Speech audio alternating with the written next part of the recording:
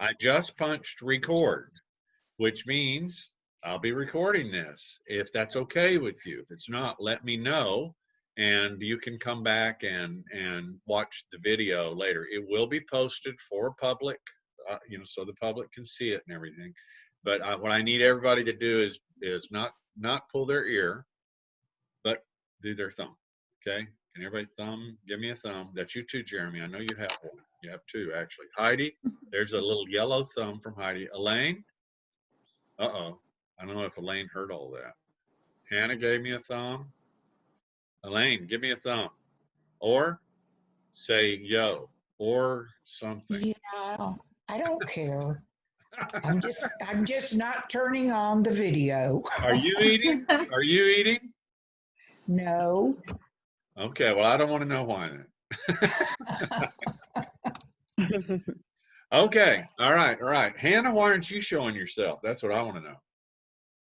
I am also eating, but I am almost finished, so I will join via video soon. Y'all are so polite, because when I eat, I just eat right in front of folks. In fact, I had a session before this, and I ate while I talked to the guy and everything. I would be we distracting. have breakfast sessions and stuff. Yeah. So, I don't know. I will show you this just to prove that I'm not lying to you. Here's my empty plate. This is pieces of pico de gallo that were on my chorizo stripes service station chorizo egg and cheese breakfast taco. I feel like you almost have to eat that on camera, because if not, you're missing half the fun. Yep. And it had cilantro on it, fresh cilantro. So I had to also check my teeth, see how I have All right. Well, today, I know what I need to do. There's one thing I need to do. Well, I think I can do this. Do y'all know how fish get high? Seaweed. Y'all said you wanted to hear some of the jokes, so there's one right there. All right. You want to hear more? Just wait. Here, wait, John. I got one for you. Okay, throw it out. What did the janitor say when he jumped out of the closet? Supplies. Oh, dude, that's horrible. That's not a good joke. I bet you anything right now you are like going, you're jealous. I'm writing it down on my list. Yeah. Anybody else got one? Last chance, Jeremy. I don't have any. Sorry. Tara? I don't have any. Guys, y'all are lightweights, I swear. Well, I actually have pages and pages of them and books and everything, but I'm not going to give any more. I'm not going to do any. Let's introduce ourselves real quick. I'm John Cates. Presently, I am just about to end my stint as the chairman of the board for the Association of Alternative Peer Group Programs. I've been doing this for about 45 years, all the time with APGs and recovery high schools and stuff, sometimes great big, sometimes little tiny. Presently, I'm working with a real small APGs for over 25-year-olds. And although it is growing pretty rapidly right now, and that's me. Robin, you want to go next? I'm Robin Bergeron. Hi. So I've been working, I worked with John with Lifeway as a parent program coordinator, currently looking to help bring this kind of program up to the Northwest, where it's really needed. So that's me. Cool. Jeremy? Jeremy Polito. I think this is my 10th year in APGs. I've worked for a couple different ones. Right now, in the last 6 or so years, I've been working for Teen and Family Services as the program director. So, and the guy who runs that program, at Robin's suggestion, I asked George, who runs Teen and Family Services, who is his ace. And I already knew it. I'd heard because of his reputation anyway. Who was his ace at working with family groups? And he, I think Jeremy paid him because he told me it was Jeremy. And so I asked Jeremy if he'd join us today, maybe share some of the things he's been doing and what's going on and that kind of stuff. James? My name's James Runyon. I'm up in Seattle, and myself and Michelle is listening in. She's just not on camera. She's having to do Is she some eating typing. breakfast? She's eating. No, she's drinking coffee. She hasn't eaten yet, so she's still drinking the coffee. But anyways, we're in Seattle, and we're in the beginning stages of starting an APG up here. Cool. Tara? My name is Tara. I am here down in Conroe, Texas. I am with Life Given Life. We are starting a APG group. I'm a recovery coach. All right. Glad to have you. Hannah? Thank you. So my name is Hannah Raish, and I am working with Heidi Cloutier, and we're in New Hampshire. I am the program director at Youth Move New Hampshire, and my most exciting responsibility in that role is supervising our youth peer support specialists. So they work primarily with youth that are enrolled in New Hampshire wraparound, and we're looking to extend our population of focus that can receive youth peer support to other populations, because primarily what we've built our model around is behavioral health. How exciting. It's good to have you. Thank you.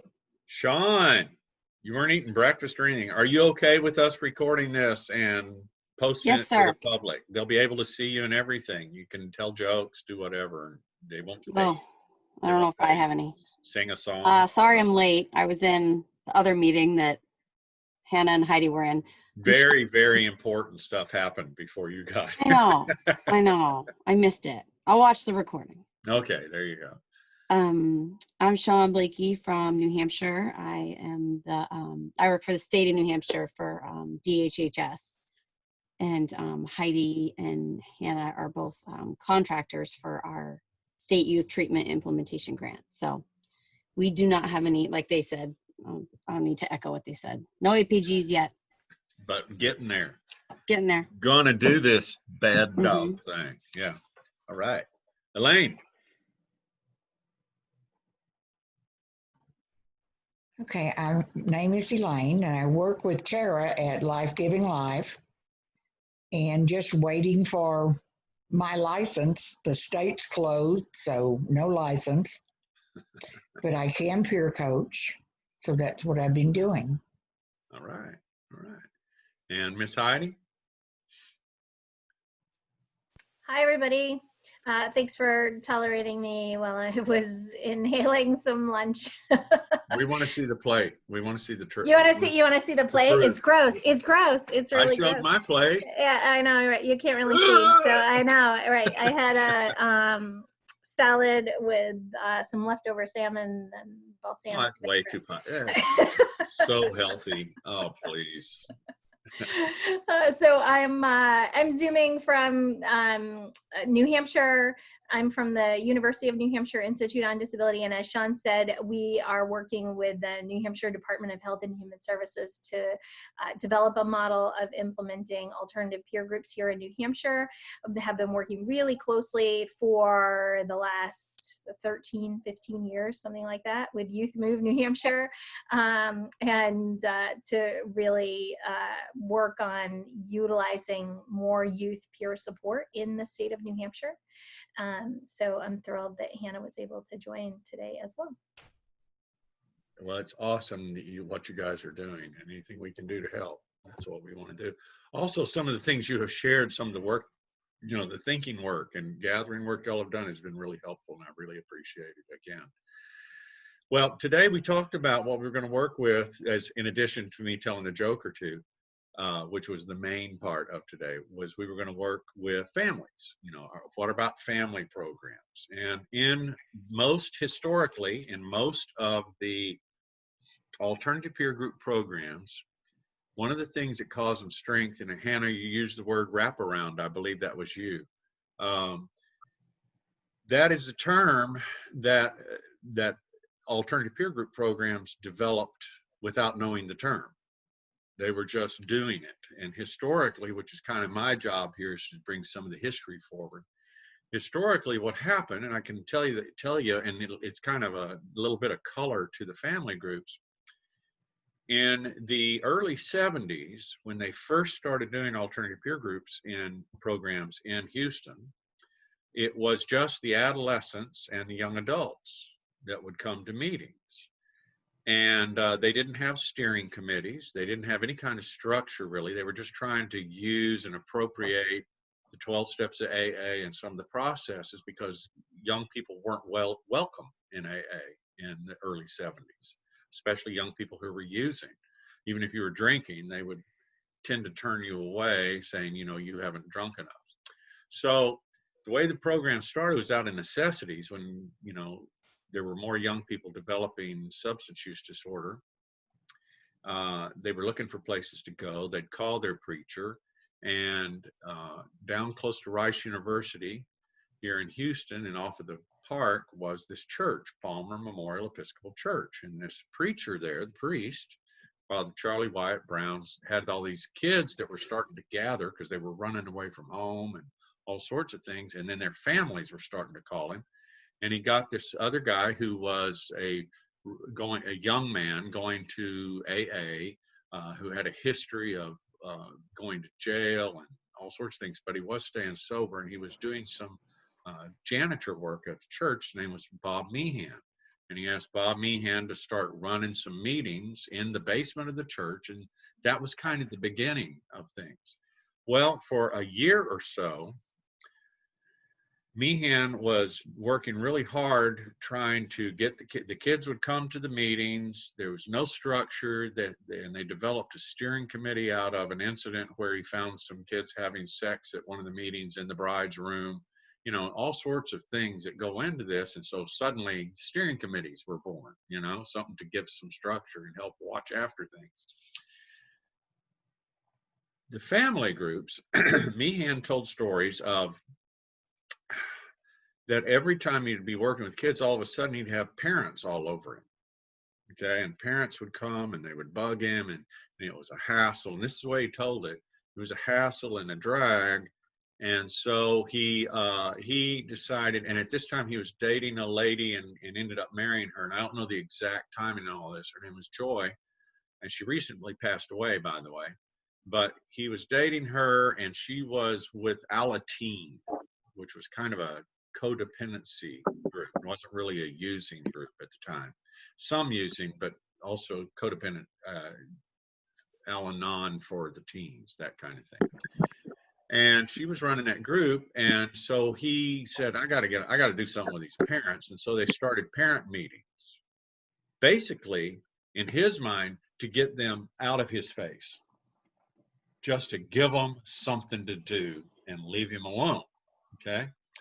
And for years and years, when we would do new people appointments, we would do the new people appointment first with the users, the young people. And we said we were doing this, and I was around during these days. We said we were doing this because we didn't want them to see us as an agent of the family. You know what I'm saying?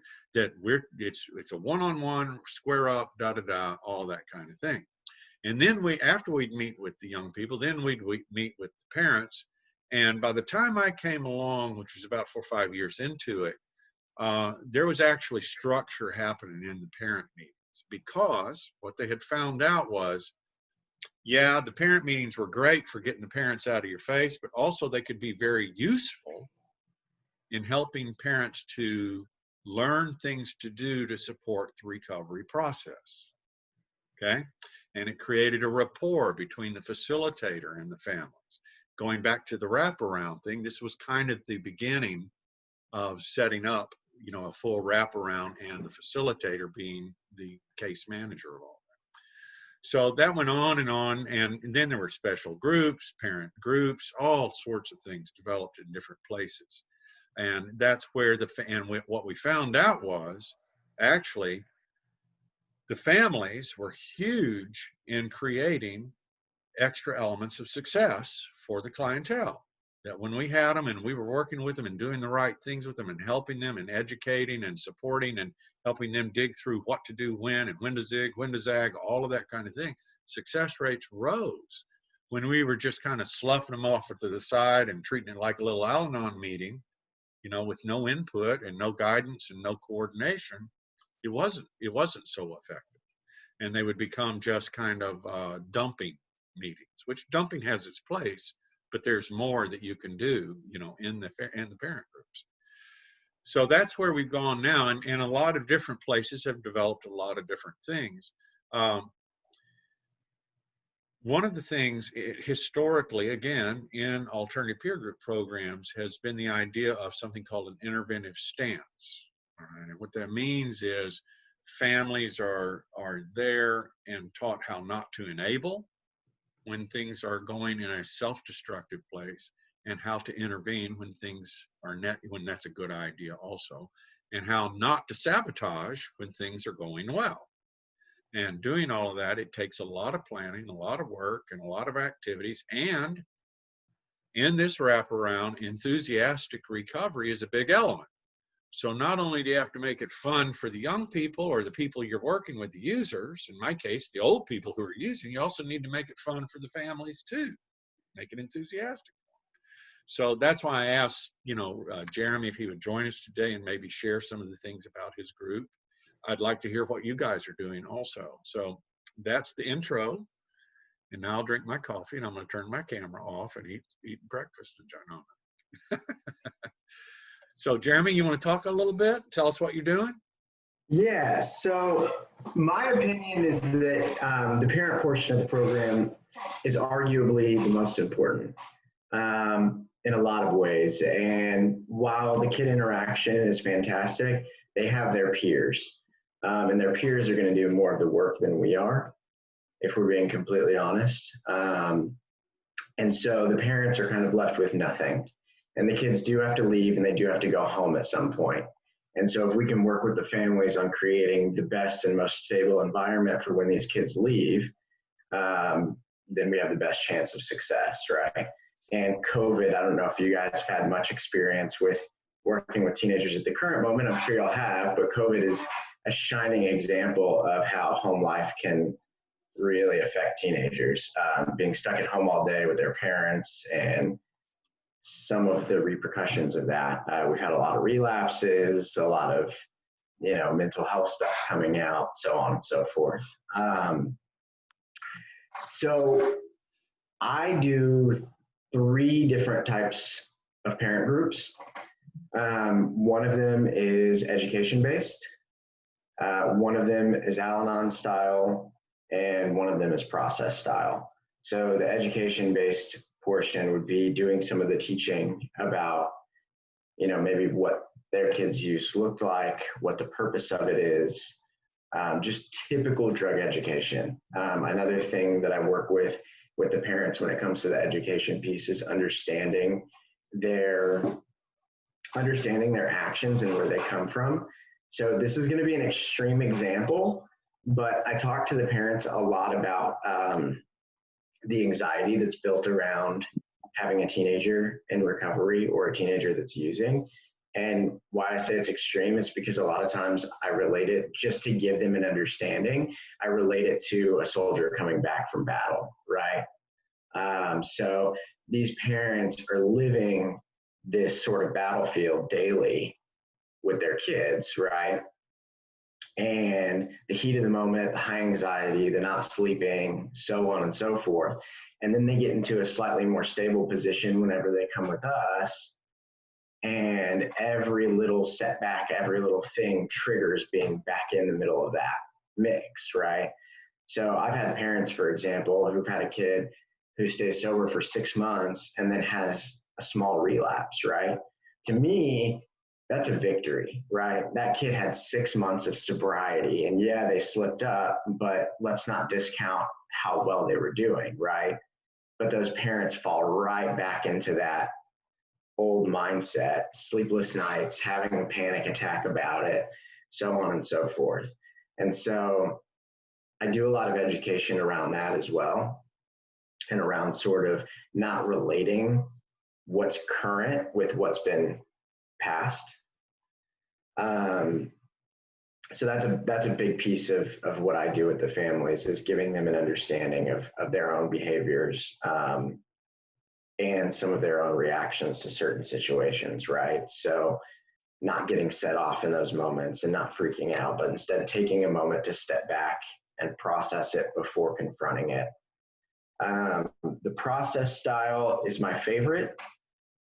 Essentially doing a process group like we would with the teenagers, right? These parents have lives, they have things that are going on, they have things that they're dealing with at not only at home, but also at work and in their relationship, and giving them an opportunity.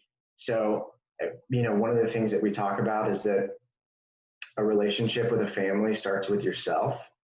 So I believe that the best parent works on themselves first, then works on their marital issues, and then handles the stuff with the children, right?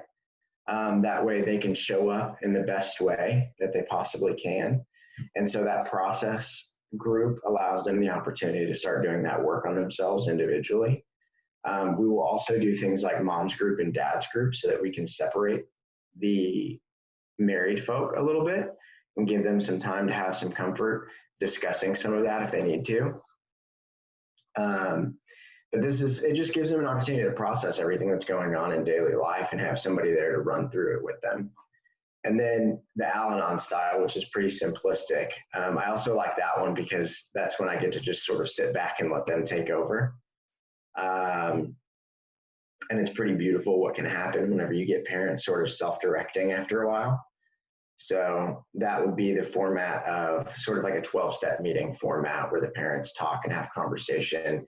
That's a little bit less feedback oriented and a little bit more just topic and discussion based. So, Jeremy, can I ask how often the groups run? So in a perfect world, which is not currently, we would do a mom and dad's group every week. And then we would do a separate parent group every week. And so the parent group would look like all the parents coming together, and doing typically sort of an Al-Anon style and sometimes education based. And then the mom's group and dad's group would be a little bit more process style. So just to get a little bit of clarification, do you run like a mom's group and a dad's group simultaneously? Or are those offered at different times? Typically simultaneously, and we typically do that as well during an activity with the kids. So while the kids are off doing something, the parents are meeting. That way they don't have to worry about their kids being left alone at home or anything like that. And usually what we'll do is we'll have, again, this is in a perfect world, a female counselor for the mom's group and a male counselor for the dad's group. Right. And then, I'm sorry, I have one more question. Any tips or strategies on engaging LGBTQ plus families?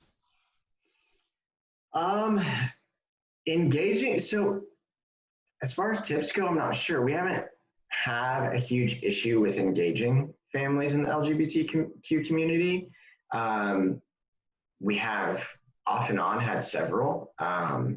We've had parents where it's just dads and parents where it's just moms. And we've usually not had too many issues with getting them engaged or acceptance amongst the other families. Usually they just roll right in. So I don't know if that may not have been helpful at all, but that's been my experience. So the only other barrier is some parents may have religious ideology that keeps them from accepting those parents as much, but we live in a lot different of a world now than we used to. So I think either most people stay closed-mouthed about it, or most people are a little more accepting than maybe they used to be. So. Has anybody I'd like to know, because I'm part of a study group, and in fact, the one that George, Jeremy's boss, is getting ready to help me out with time-wise, part of a study group that centers around that issue as well as race issues, et cetera. Have any of y'all had issues with LGBTQIA type clients and parents and things like that you've gone through? Anybody got anything they can, a incident or a situation or a pattern that they could share they've seen? We haven't seen anything, and we do have kids. We do have parents that have children that are LGBTQ. Uh, um, but we have no issues. I mean, it's You haven't here in seen Seattle. anything. It's just pretty Progressive. progressive area. So Yeah. Well, I guess Houston is too, because I think it's weird to say it about Texas, but honestly, we haven't had very much either. That's the reason why I'm asking is when I get into those groups, I don't have much to share because it hasn't been a thing we have run into. We've had several, all different kinds of organizations of families and sexual preferences, et cetera. So it hasn't been an issue. Robin, do you remember seeing anything, in these years? No, and I really think that when parents start focusing on their own recovery, just like their kids do, it resolves a lot of those issues anyway. Yeah. We become more open-minded and accepting of other people. So Well, I don't remember. These groups I'm involved with, man, one of the focus is to dig real deep and see if there's something you're just not seeing, some kind of, what do they call it? Systemic, that's not institutionalized racism or oppression or that kind of thing. But we haven't dug in. So when Jeremy answered that, because he's in Houston, it reminded me, and I thought maybe y'all had run into some things, and that would help me figure out something that I wasn't able to see. But you're no help at all, as usual. Well, and as far as parents go, we haven't had really many issues, but I've had just one group that I can think of where we had a transgender student who was male transitioning to female, who had some issues fitting in with the males particularly. And I think it was just a lot of the guys in the group didn't get it, didn't understand, and were a little bit confused about the whole bit. But the girls absolutely loved her, right? And took her right in. So that was pretty much the only thing, is kind of changing the dynamic of the group to a little bit more accepting of a place. But that was also more than half a decade ago. So having worked with students a little more recently, they're like, yeah, I've got a couple of transgender kids at my school. We don't really care. And it blows my mind, because it really has changed dramatically, even over the last few years, compared to maybe what those students would have thought of somebody 10 years ago, 15 years ago, right?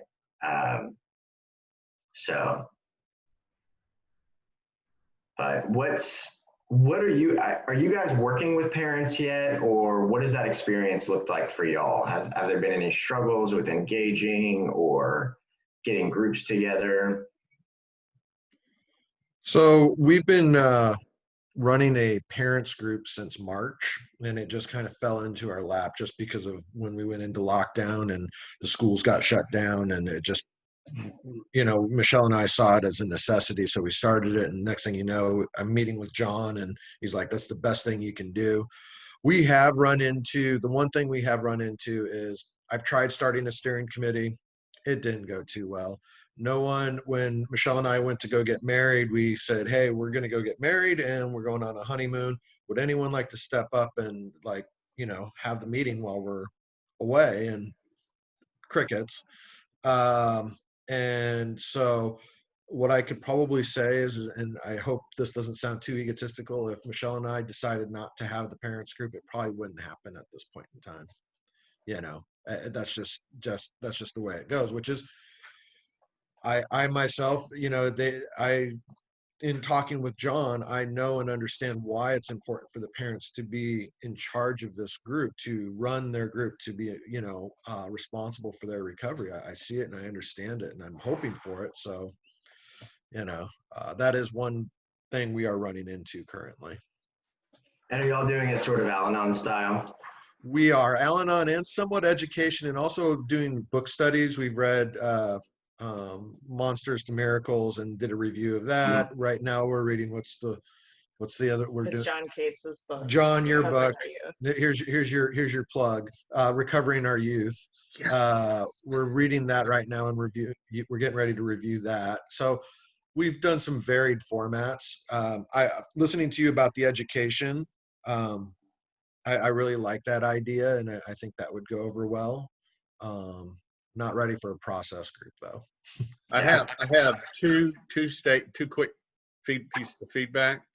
When you're putting together the steering committee and you're starting to put together a parent group, yeah, you're absolutely right. If it wasn't for you and Michelle, they would float away and not do anything.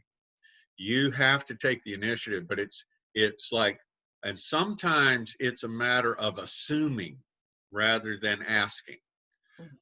When you said I asked if anybody wanted to run the group, you might, it's a matter of approach where you just go, we're going to be out of town, could you run the meeting?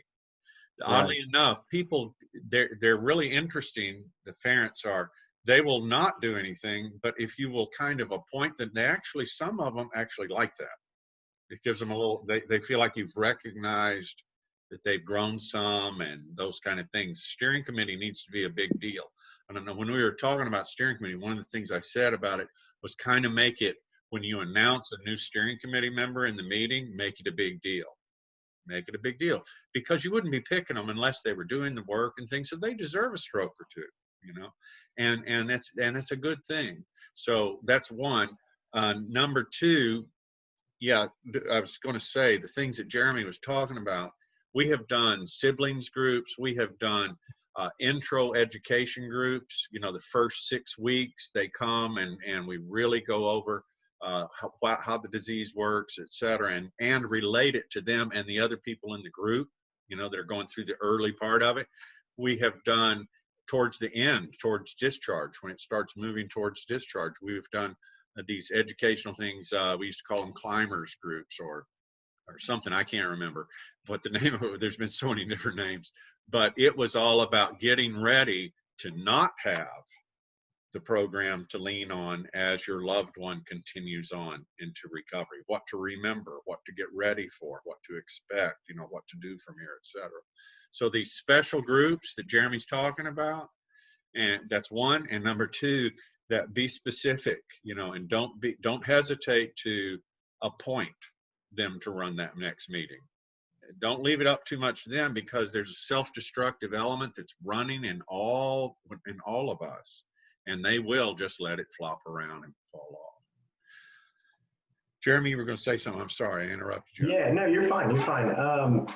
Just one of the things that I do, so I've got a fairly new parent group at the moment, and we go through cycles a lot of times. APGs will go through cycles where we have a group that's been around for 2 years and it's a bunch of solid kids, and then, you know, a small stream of new kids coming in. And then sometimes all of a sudden we have a brand new group where this is everybody's first experience in recovery.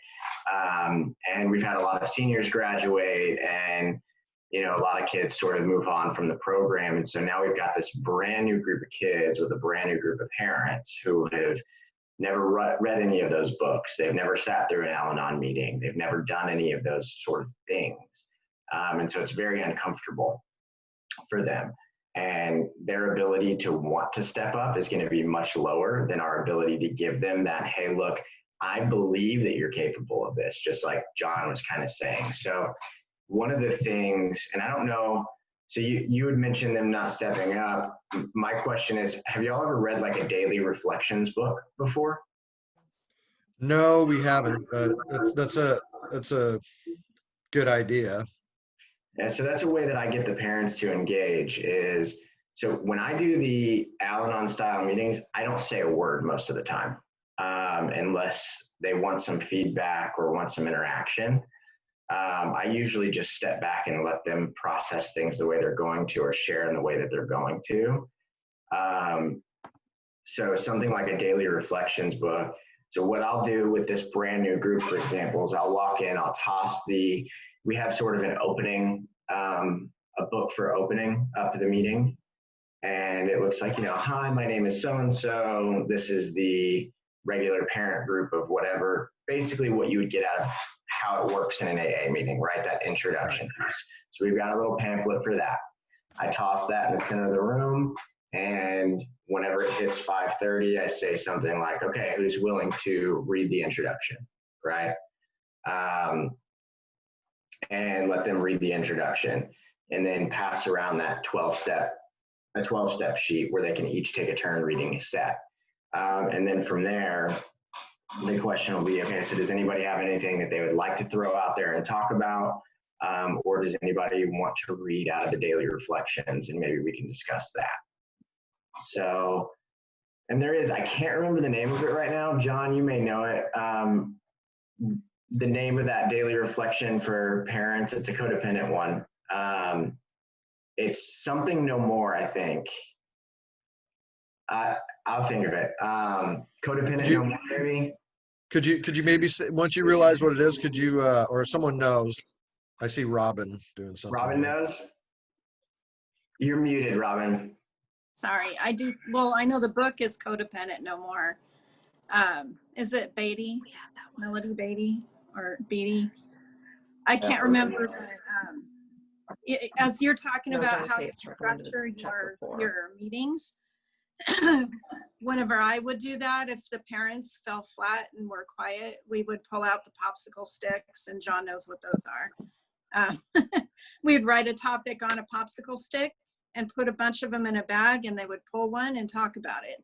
And I would get them talking about things that pertain to their own recovery as a parent. So there's all kinds of tactics like that. But like you said, it's important that the parents are running their own meeting, and that you trust them to do that, you know?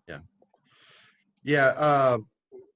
It's definitely, we have that codependent no more, and thank you for that idea. What you said about, we run our meetings weekly, and like you said, we do usually have a topic unless we're doing a book study, but we always do, before we go to the topic, we open it up and ask, is there anything pressing on any of the parents?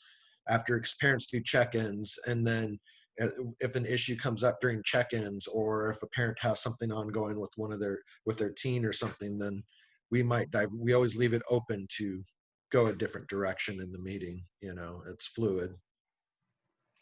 And that's great. Yeah. I do that. I've done that a lot of times as well. And I think that the best group is one that can be fluid, and one that can also not be reliant on the counselor or staff. And I do the same thing with the kids. I don't want them to be reliant on us, because at some point we're not going to be there anymore, right? So if I can get a group of moms, a group of dads, or just all the parents together who continue that relationship once they leave our program, then we've got the best group possible. I can think of one that we worked with several years ago, where every single one of they did a moms group, and every single one of those moms are still friends. They still meet up every week. They still go to dinner together. And even though not all of their kids are sober, the parents themselves at least have that network of people that they can talk to about it, that they're already comfortable enough talking about it with. And it can be a very taboo subject with a lot of families and a lot of parents. So there's some shame behind that, right?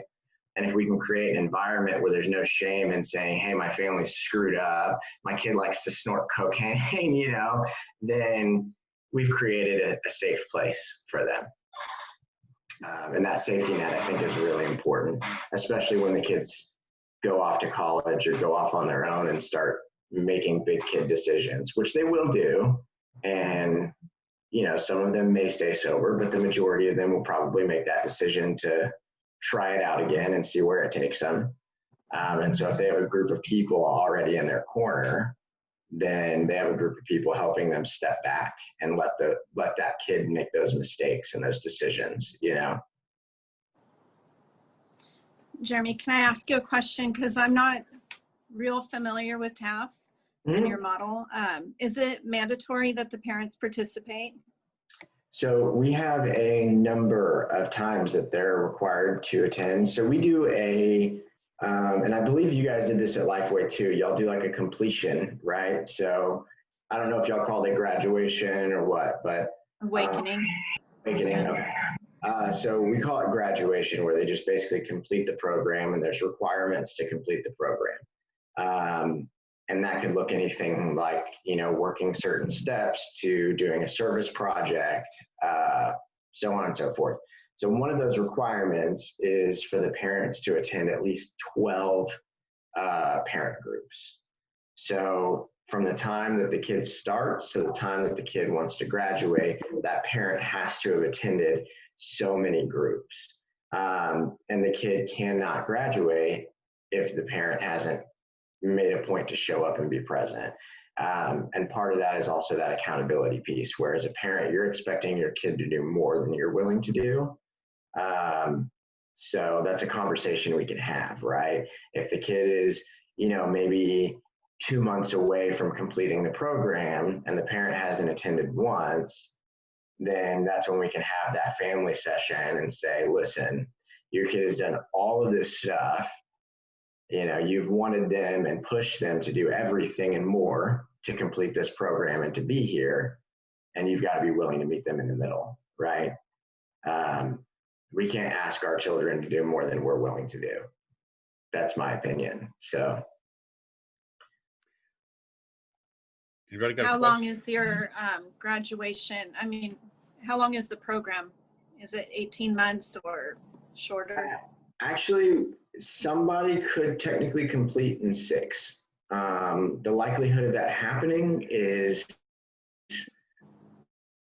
very low, but we require 6 months of continued sobriety in order to complete the program, just because we know that research suggests that 6 months of continued sobriety, first of all, 6 months for a teenager is huge anyway, but 6 months, research suggests that they're a little bit more, they're a little bit less at risk of continuing some of those behaviors as they move on from our program. But typically we have kids for about a year before they complete. So. That makes sense. Mm-hmm. John, you were about to say something before you so rudely walked off. Well, I just like to be rude. Just want to say you were boring me, dude. God. I bore myself. It's okay. No, I was looking at our time because there was something that was really important. Actually, it was nice. I was going to say something nice about you, but don't expect it. It ain't going to happen a lot. I was going to say, actually, y'all and anybody watching this, Robin and Jeremy have a huge amount of experience running parent groups successfully, all right, for a long time. So if you're putting together a program or you're in the process, don't hesitate to take advantage of their experience. And it's a weird deal. We don't have all this stuff written up, which we should. Some of it is. I'm going to share in a second if we have time, and if not, we'll do it next time. I'm going to share, you were asking about discharge goals. Lifeway's discharge goals are called the Awakening Checklist, but they are actually discharge goals, certain behavioral, observable behaviors that they produce. And it also, the way it's rigged is, in order to pull it off, family has to be involved. But the thing I really wanted to touch on was, one, let you know that there's a lot of experience just on this screen right here. I mean, a massive amount. And they're on the email list that I didn't put the email list in BCC, I put it in CC. So you will be able to see Jeremy's email, you'll be able to see Robin's, etc. Don't hesitate. I don't think they'd mind at all if you would call and ask. But this is something I wanted to make sure that we brought up. Heidi, you go ahead, do your thing first. Oh, I didn't want to interrupt you, John. Well, it's okay. I'm used to it. I'm married. I have kids. It's no big deal. Yeah. So I just had a few more questions in typical fashion. I have a hard time keeping my mouth shut, and I just have so many questions about this process. So I was curious about number one, if you ever pay parent leaders to run these groups. We are proponents in New Hampshire of recognizing the value of lived experience and ensuring that we are paying our experts in order to take on a lot of these responsibilities. And I would anticipate that a lot of families who are anxious and juggling multiple roles, taking on leadership in these groups, might be stressful for them. And so that was one question. The answer, I can give you that in a word. Yes. Great. They are paid. You know what it takes to pay somebody? Money. So a lot of it depends on if the funding is there. If the funding is there, yeah, you pull somebody on and you pay them. Definitely. Right. Well, and my question is, are you speaking specifically of parent leaders, or are you speaking about like somebody to consistently be there and lead the group? Yeah, I think both, because what I'm hearing is that parent involvement in this process is so important in order for the youth to really have success. And so I'm hearing multiple facets that are really, truly important. So someone to facilitate those groups, parent leaders and mentors. I think that James, and I'm sorry, I forget your wife's name, they had talked on a previous meeting, about, having parents that can outreach other parents who might be struggling, right, or need some additional support. And I think that while it's fantastic to rely on volunteers, I think that, it doesn't always happen if it's like solely on a volunteer basis. And so even having stipends, and Hannah, please feel free to jump in and, say, no, Heidi, you're way off base. Hannah's great at kind of keeping me in check, when I go astray. So, just curious about that, if stipends or, anything like that is considered, again, for those the answer parent to mentors. the answer to that is, if the money is there, you use it the best way you can. It depends on the funding.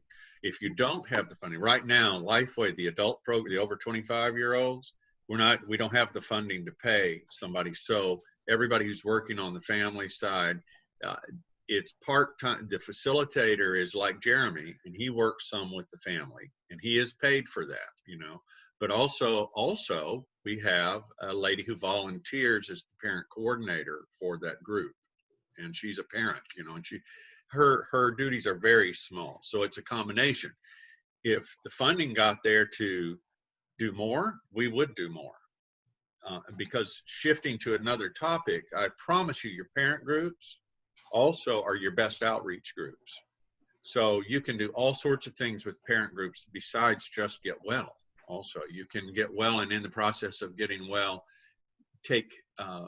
get benefit from reaching out to the community at large, to the recovering community, etc. So there's lots of reasons to use, and if you've got the money, pay for it. Yeah, do it. Does that answer it a little bit? Yeah, absolutely. Yes. I think that as a community, and just coming from kind of a human service perspective, I think that we often need to, seek out and find the funds to bring youth and families to the table as equal partners. Absolutely. And if we truly want those voices to be amplified. So the other question that I had is, we have a couple of organizations that have recently applied for some grant funding that we are very hopeful will come through in the next week or two to pilot APGs. And so we're rapidly rushing to develop some marketing materials and so forth. And so one of the things that we wanted to do is to develop a bunch of infographics to, and I'm wondering if you have any infographics around, or if any of the organizations might have any infographics or, anything that we could look at around the importance of family involvement and, specifically recruiting families to be partners in this process. Making a note here. And research, so I mean, the other pieces we would love, any research. I had heard anecdotally that the relapse rate is much less when parents are involved. Do we have any statistics or data, or can anybody point me in a direction to find that? John, go ahead. Do you know if Angie Nash finished her research? There's some there. Yeah, here. Angie is a good place to call on and ask her for some of the, because to some degree, all of this is extrapolated. When Hannah used the word wraparound, the research on effectiveness about wraparound actually applies also to a lot that we're doing. You know, this keeping it all moving and everything. Well, if you extrapolate out of the wraparound, Sean, see you later. Love you, kiddo. Take care. When you extrapolate out of wraparound, one of the things you're going to find is the differences in family stuff. Now, the people to talk to who have looked hardest at that are Angie, Michael, and Annette Edens, the one who wrote the book. You know, and Monsters and Miracles. Right. If they don't have it that they did, they'll know where it is that they drew from. So I will contact them. We are running out of time, guys, and I think we're going to need to do a second round of family work, and I think it's do that and maybe more, because as Jeremy so aptly put it, and Robin always says, and I say, I'm telling you, you have a good parent group, you'll have a good program. You don't have a good parent group, your program is passing.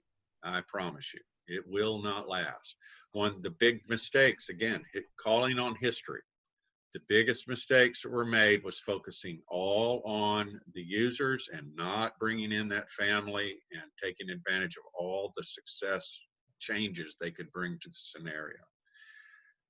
The other thing that I want y'all to think about that I'm going to close on, and this is something because I'm old, I have seen massive changes, massive. I cannot tell you how different it is. Families who are using, the parents are using. Huge numbers of the parents have substance use disorder. Whether it's diagnosed or not, I don't know, you know, not necessarily, but huge numbers comparatively. Hey, John, can I say one quick thing about that? Yeah. So one of the things that we do that I suggest people do is we have the parents sign a sobriety contract. And whether or not they're willing to follow it, worst case scenario, you figure out who your alcoholic parents are, right? At least you brought the subject up. You know, this was on my mind. I was like waiting for, you know, it to kind of calm down, see if I was going to get the, otherwise I was going to send an email of, do you guys ever do a topic on parents and sobriety? Because we've noticed there's a couple of our parents that we have some, you know, questions. So a couple. Right, can we send that sobriety? Can you send out that sobriety contract, Jeremy? Can you send that up? All right, I'll look for it. Thank you. One of the things you can also do, you want to see some wide eyes. If in your first, you know, your first educational, if you're doing a specialized, you know, orientation group or something with the families, get hardcore on a class about the neurological realities of this disease, that alcohol and other drugs cause this change in the neurology. You know, you do a hardcore deal on that and you'll see some wide eyes in your parent group. You definitely hit on this. If you are taking some kind of prescription, are you following the suggestions that you not use any other substances while you're taking this prescription? You know, massive amounts, big, huge changes in the parent groups, and it's causing a lot of trouble, frankly. They protect their own use. They don't want to intervene on things, you know, all sorts of stuff. So that'll come next week. Also, we'll talk about that some. But I did want to throw it out there for y'all to think about it. Loved it. Can't wait to hear what you got to say next week. Any last minute things? Heidi, did you get to ask the questions that you had? You said you had 2 or 3. So many questions, John. I have so many questions. That's right. That's why we do this every week. I know, right? Yeah, that's fine. I am on vacation next week, so I won't be joining you. But have a great meeting, and I will watch the recording after the fact. Thanks. Okay, so Hannah, much. are you going to be here next week? All right. Well, we don't need you anyway, Heidi. So. Hannah's way Hannah more and Sean. important. No. All right. Well, we'll record it and you can look at it. I love you guys. You're awesome. I love this. This is one of my favorite times of the week, is this hour I get to spend. Jeremy, thank you so much for joining. You are you're going to stay on the mailing list, by the way. Okay. We'll know every week that we're doing this, and you can join anytime. Love to have your Awesome. input, your experience, and everything. Thanks All for right. having me, guys. Great to hear from you, Jeremy. Rob and Thanks. James, Tara, welcome. And Thank Hannah, you. welcome. And Heidi, go take a vacation, please. Thanks. I love you Bye-bye. guys. I'll talk to you later. Guys. Thank you.